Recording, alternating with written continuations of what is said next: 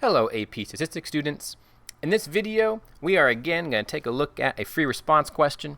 This time, from year 2017, number 3. It's another probability question, very similar to the ones that we were working on in class today, actually. So, let's take a look. A grocery store purchases melons from two distributors, J and K. They went all out on this story. Distributor J provides melons from organic farms. The distribution of the diameters of the melons from distributor J is approximately normal, with a mean of 133 and a standard deviation of 5. So our first question. For a melon selected at random from distributor J, what is the probability that the melon will have a diameter greater than 137? Easy money, right? This is just a normal CDF problem. So, normal CDF. Our mean is 133. Our standard deviation is 5. And our lower, all right, so in this case, we want greater than 137, so that's the area to the right. So our lower is 137, and our upper is just a really big number, right? We go on forever, so throw in some 9s, and you are good to go. So let's type that in.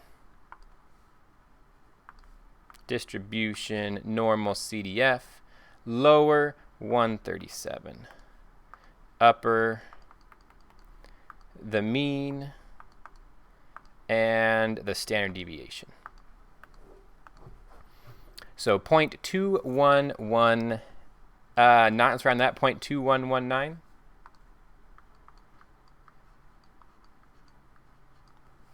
So let's throw in an actual answer here with some context. The probability that a randomly selected melon from distributor J is greater than 137 millimeters is 0.2119. Always great to actually answer the question with context.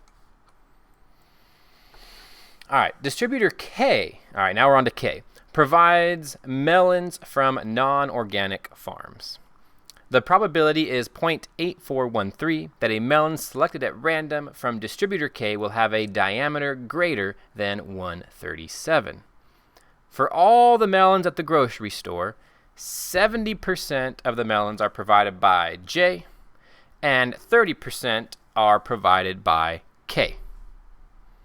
For a melon selected at random from the grocery store, what is the probability that the melon will have a diameter greater than 137? So we're at the grocery store, and we pick a melon at random. What are the chances it's bigger than 137 in diameter?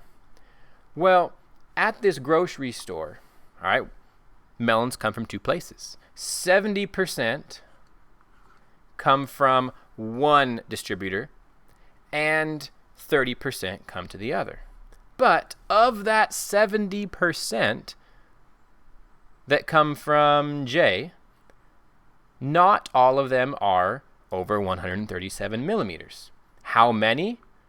Well, that's the one we found just before. About 21%. About 21% of that 70% are over 137. But also, some of these melons are coming from distributor K. 30% of them are. But of those 30% in the store, 84% of them, approximately, right, are over 137. So 84% of that 30% are over 137 millimeters. So what's the total probability? Well, it's the total proportion here. So whatever this becomes.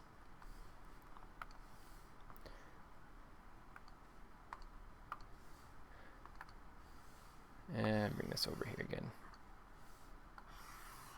So 0.70 times 0.2119 plus 0.30 times 0.8413. So about 40% here. 0.400. I'll put this 7 there. Now, before I write my sentence, let me show you one other way to think about this problem. As a tree diagram.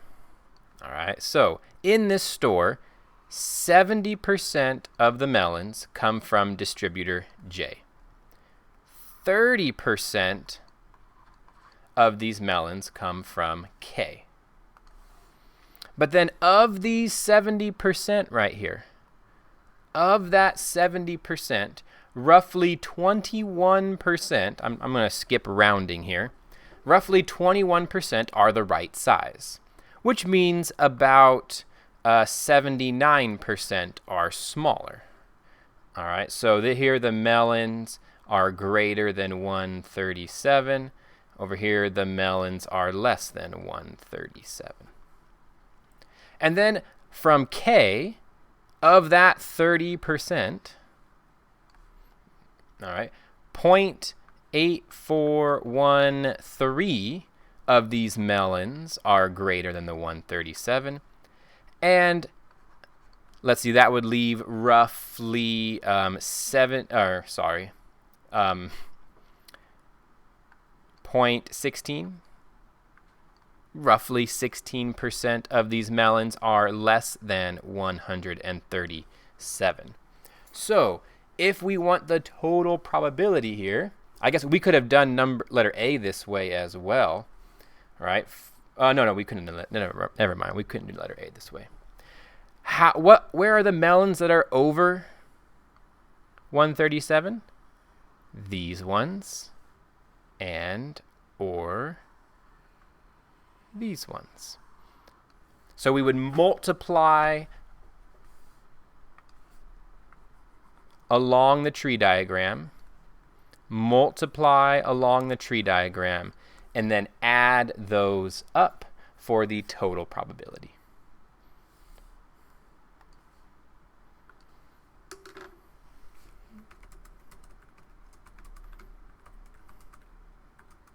The melon is selected at random, from this grocery store. There is a 0.4007 probability that it will have a diameter greater than 137 millimeters. Context, context, context. All right, last one here. Given that a melon selected at random from the grocery store has a diameter greater than 137, what is the probability that the melon will be from distributor J? All right, I know we hate given probabilities, all right, but you just have to follow the rule, I think, on this one, that the probability of A given B is equal to the probability of A and B divided by the probability of B. Use that rule and it all falls into place. If you're given a two-way table, then logically thinking your way through a conditional probability is easy. But if you don't have a two-way table, you definitely just want to use the rule. Okay? So what is A and B? In this case, we have the probability that the melon is from distributor J.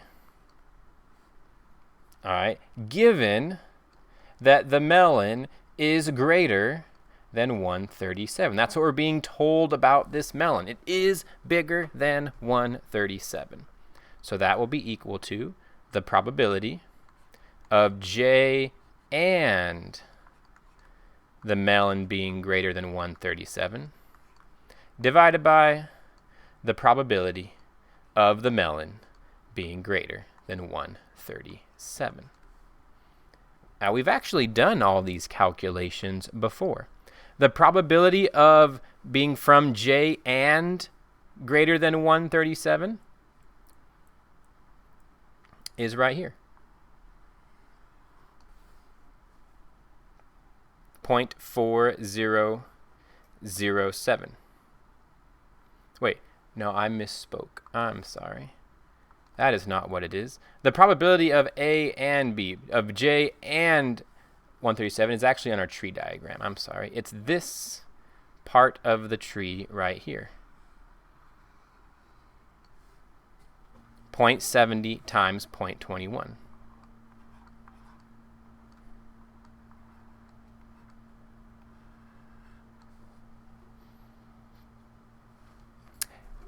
The bottom one is the one we've done already. The probability of a melon being greater than 137. That's the one we did up here, isn't it? So that is 0.40. Maybe put the 0.7 there to make sure my number is as accurate as possible. I might put a few more decimals on that number. Isn't that number 0.2119? There we go. Make my answer a little bit better, since I got a little lazy with my decimals earlier on. All right, let's throw that into the calculator.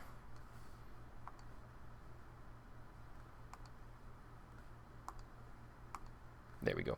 0.70 times 0.2119 divided by 0.4007. And so we get 37% essentially.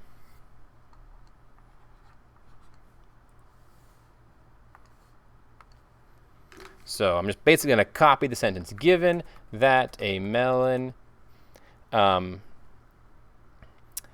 is greater than 137 millimeters in diameter, there is a probability of 0.37 that melon is, from distributor J. There we go. That's super easy, isn't it? JK. But I hope that clears a few things up. The tree diagram can be helpful. If you're doing a conditional probability, use the formula unless you have a two-way table. The two-way table, you can do that conditional probability intuitively. Not really if you don't have the two-way table. And hopefully the normal CDF is easy points there at the beginning.